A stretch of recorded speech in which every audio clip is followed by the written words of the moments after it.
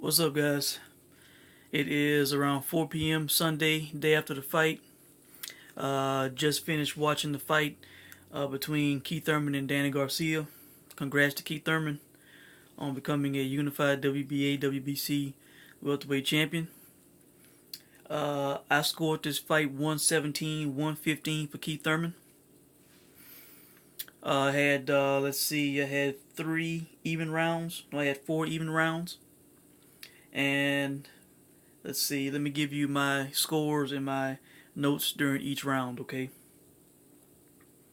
In the first round, I scored it a 10-9 for Keith Thurman, okay? I have that he hurt Garcia bad, okay? In round 2, 10-9 for Thurman. He finished strong. Round 3, 10-9 for Thurman. Landed more effective shots. Round 4, I had 10-9 for Danny Garcia. He landed more effective shots. Okay, round 5 I have is a 10-10. Both landed equally effectively. Round 6, 10-10, too close. Round 7, 10-10, too close. Round 8, 10-9 for Keith Thurman. More effective shots, combos. Okay, between the 8th and the 9th round, Danny Garcia looked dejected on his stool.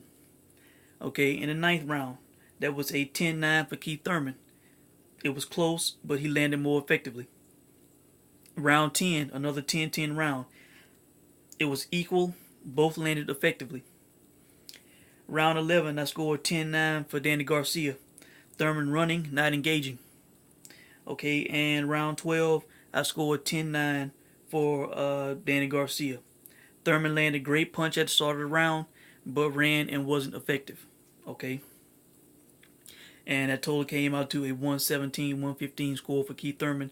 A close score in what was a close fight. A fight that I believe Thurman should have won by a close score, which was clearly indicated by the number of punches landed. If those numbers are accurate, that they showed at the end of the fight, there was only a 17 punch separation.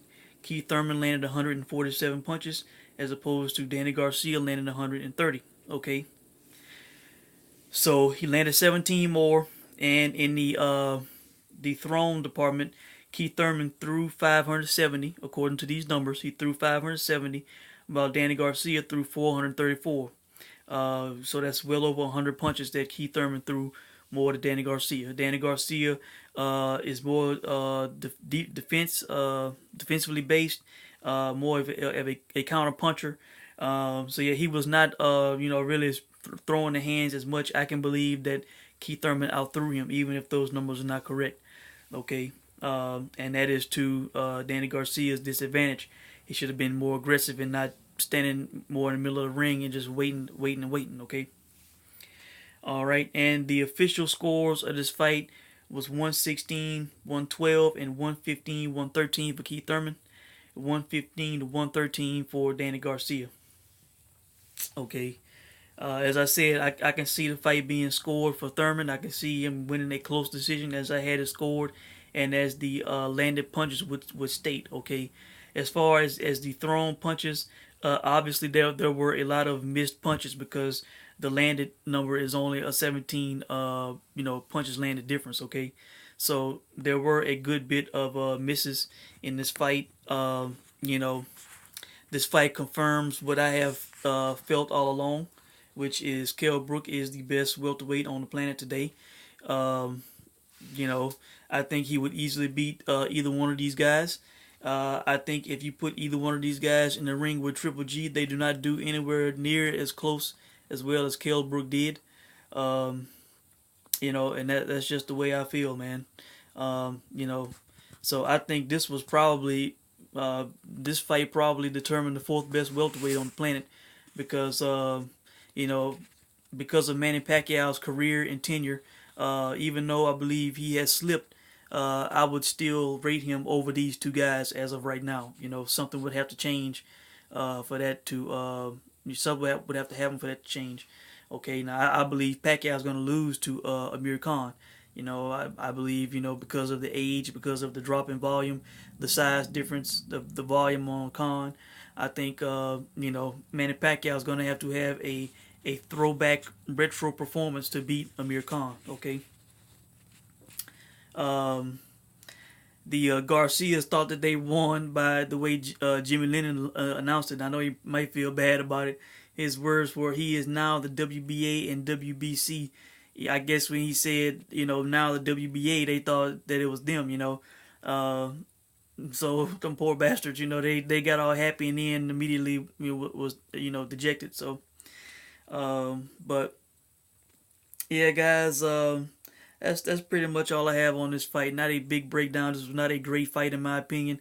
It was a glorified sparring session. The crowd booed at various times throughout it, but I tell you what, they had it a lot better than the crowd at UFC 209. That's for sure in the main event. So yeah, this was compared to what that was. This was a classic, you know. So again, congrats to Keith Thurman. But as I said, man, I think this reaffirms my feelings that Kell Brook is still the best welterweight on the planet, and I think the fight between him and Spence will determine who is number one. I would say, as much as I have criticized Errol Spence in his resume, from the skills that I have seen, the offense that I've seen, I think he is number two behind Kell Brook. Okay, and the winner of that fight will be the number one welterweight. Okay, and the loser will be number two, and then Pacquiao and Thurman 4. Okay, unless Pacquiao loses to Khan, then that would change everything. Okay, so that's it, guys. Just a quick quick review, my quick thoughts on this fight. You can let me know what you guys thought about the fight. If you thought Danny Garcia won, tell me why. If you thought Thurman won, tell me why. Give me your scores, and I will check in with you guys soon. Take care. Oh, by the way, before I end this video, we won on the over 10.5 rounds. That was a winner, and the fight went the distance as predicted. Neither one of these guys went down. The volume, while they almost threw, I think, like 1,000 punches, well, over 1,000 punches in this fight. To me, it was not. I mean, there was action, I guess, but I mean, nothing to the point to where either guy was in danger or went down. So the fight went as I predicted it would go. We lost on the draw. Of course, the draw is a play that you expect to lose because they are rare. That's why we get high odds on them. So we went 2 for 3 in picks on this fight, the over and the fight going a distance. I hope you guys played that. Hope you guys made money off of it. Thanks for watching.